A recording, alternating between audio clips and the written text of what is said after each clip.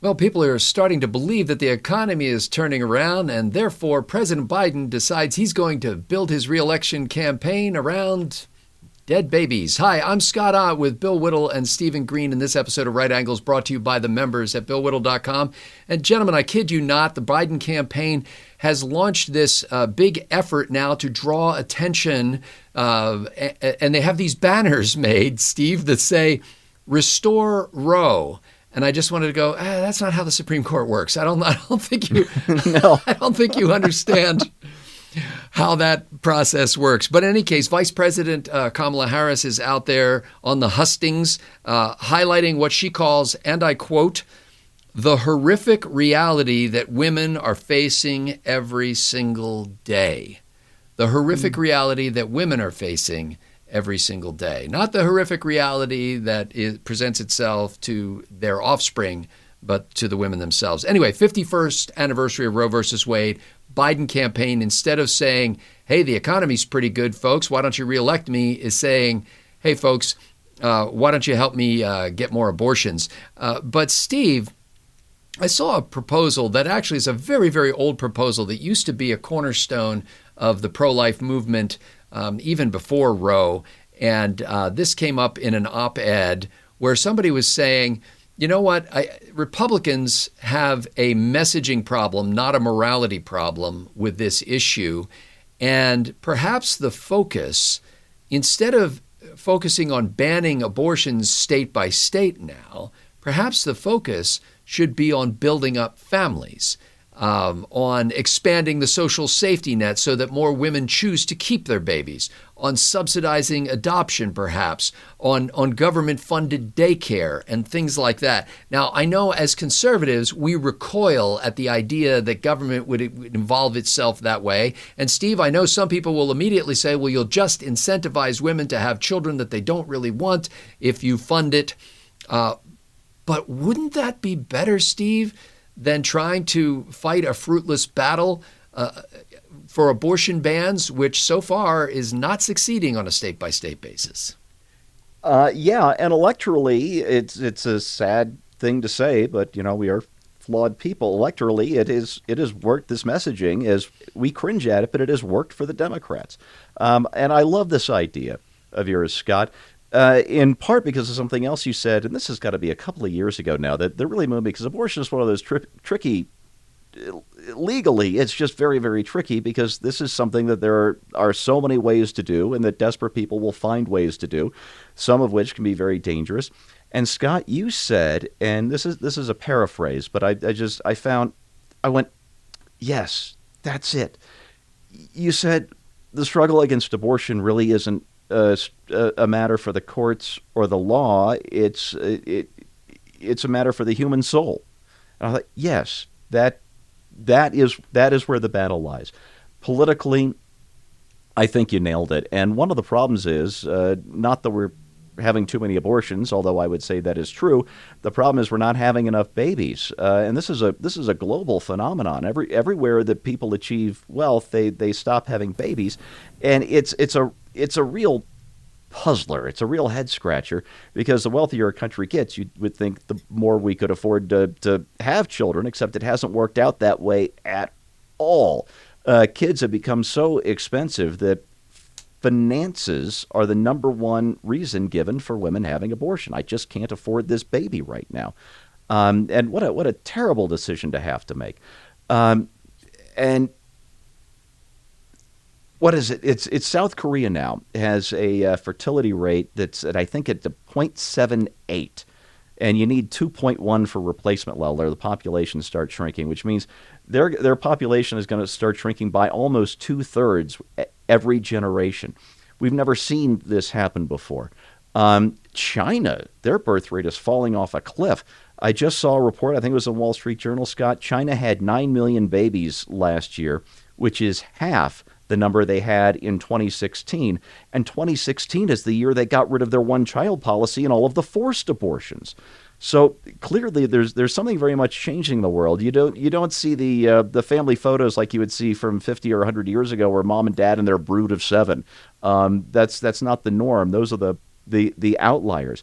And if we're going to start having babies, and I think we should, I'm a dad of 2. I would have loved to have been a dad of 3 or 4, except I didn't meet the right girl till I was 32, and we didn't have our second kid till I was 41, and I was done changing diapers and crawling around the floor at that point. But we need bigger families. We need more kids. It's the best thing in the world. It's the best thing for people is to have people. And let's get better at that. Let's make that easier again. It should be. It shouldn't be this hard.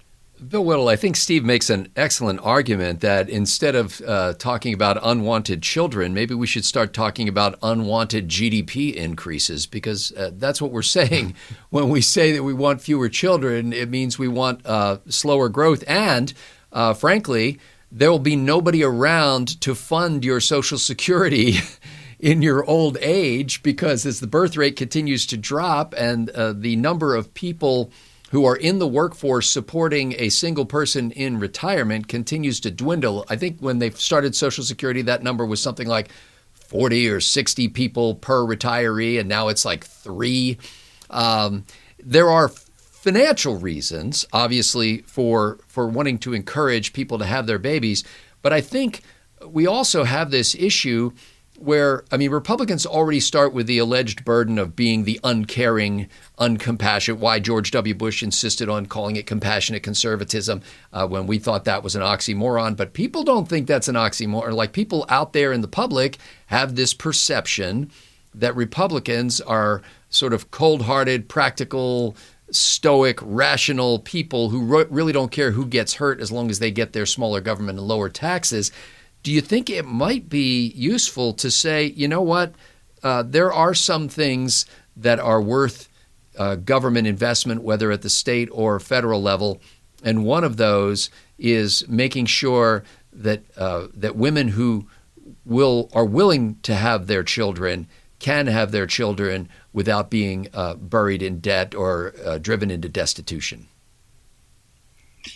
I don't really feel particularly comfortable about going where I'm about to go, but on some level, we're already seeing a market for healthy babies. I mean, if you're incapable, if you've got infertility issues, and you want to adopt a baby, we're looking at $30,000 now, so something like that, and continues to climb. That's real money for people, and I suspect that price is going to continue to go up. And so, whether you want to call it a market or not, it's keeping lives alive. That's definitely in our favor. The reason the Democrats are going with this, I think, is because it seemed pretty clear that this issue actually did turn the red wave in 2022 into a slightly pink pond. But I think the real question here, in terms of the politics of it, since that's what you led with the Democratic focus on this, I don't know if that is a sustainable issue. I mean, by the time we get to 2024, every woman in the country will have had 2 years of living in this horrible dystopian hell that they've been warned about, and I'm beginning to wonder if it's not going to scare them quite as much in 2024 as it did in 2022. But the larger point is this: yes, it's a question of going with the positive message and not the negative one. And one thing that progressive policies have in common everywhere across the board is a fundamental hatred for humans in general, and I felt fairly comfortable with that. Progressives tell each other that humans are destroying the planet, that we're going to kill all life on Earth, that we're responsible for all of the species extinction, that we're nothing but warring apes, and if we would just stop being so damn white supremacists about everything, the world would live in peace and harmony. That overpopulation is a real problem. They're the ones that support things like euthanasia and all of these things. All of their entire opinion of human beings is radically different than ours. And I personally think that if you were to celebrate being human, that is a winning message across the board. And what we're seeing here, Scott, is the Democratic strategy, which I'm going to call the small tent strategy, where they're trying to kick as many people out of their tent as possible, but make sure that the tent contains people that will absolutely show up religiously, or I should say lack of religiously, on election day. They're going to rather than trying to bring new voters into the party, what they seem to be doing is trying to make sure that their core constituency is so energized that they will all come out in force, which is a message really for Republicans. And that message is that we would never lose to these people again if enough conservatives just decided to go out and vote and not live in this world where, well, I agree with him on 97% of the things he says, but boy, these two things bother me. And the one thing is a deal killer. I'm not voting for him. I think one of the first things I said in this business is the lesser of two evils is the lesser of two evils. And you mentioned not too long ago some statistic, was it from Texas, where the number of abortions had dropped by some staggering number? Like, was it 88% or something like that? It's like 5 nines down. It's like, yeah, it was just incredible. So, we're actually winning this thing, but we can't win if we continue to allow them to have this kind of tactical battlefield advantage that they have with the rhetoric. This whole thing can be solved very simply, very, very simply in terms of the messaging. If somebody says when a liberal says it's my body, I don't want the government to tell me what to do with my body, the answer is you're absolutely right. I couldn't agree more. Absolutely 100% on your side about this. I don't want people telling me what they can inject into my kids' bloodstream. We're absolutely on the same page. So you're pro-abortion? No, ma'am, I'm not. It's not your body. It's got its own DNA. The baby has its own circulatory system. It's in your body, but it's not your body. If we just got to that place, their strongest argument would be off the table. Because as it turns out, we're in favor of their strongest argument. It's just that it's a false premise.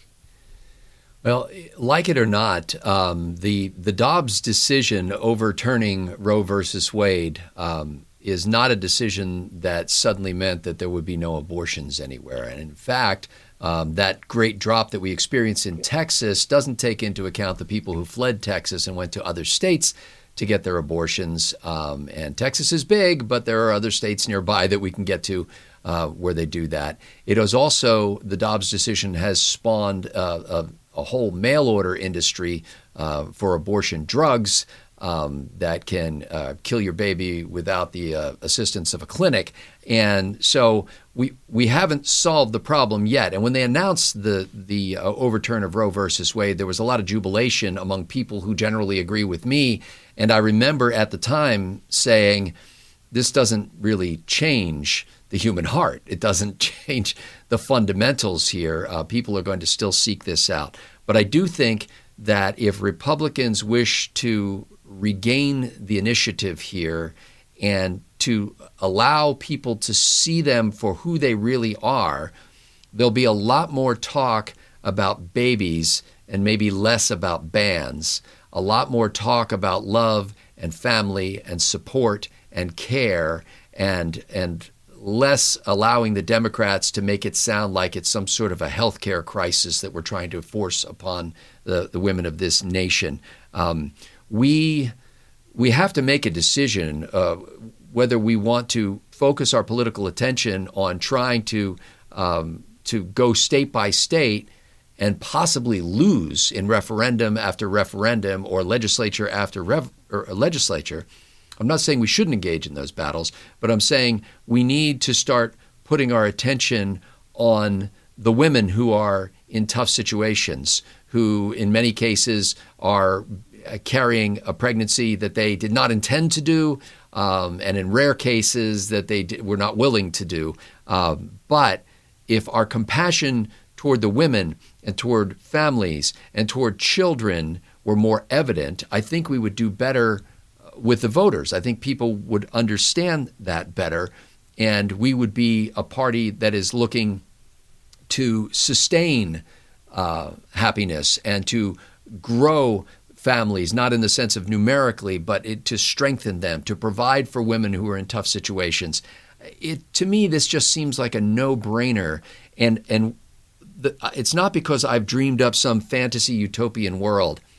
I've met people who do this.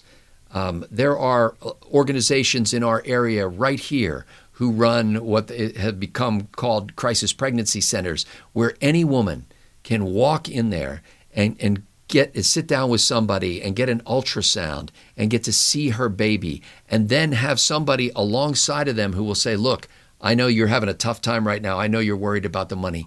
Don't worry about that. We have people who donate to this organization. We have people who love you, in this case, in most cases, who love you in the name of Jesus Christ, who want to help you and who will be there with clothing and diapers and food and help you to find employment and help to bring you together with the father of your baby.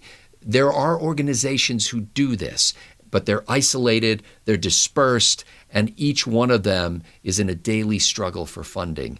I think that we can do a better job as a church, but we can also do a better job as states and as a country in coming alongside of those people and saying, let's have a look at your baby. Because once you get a look at your baby, the conversation changes.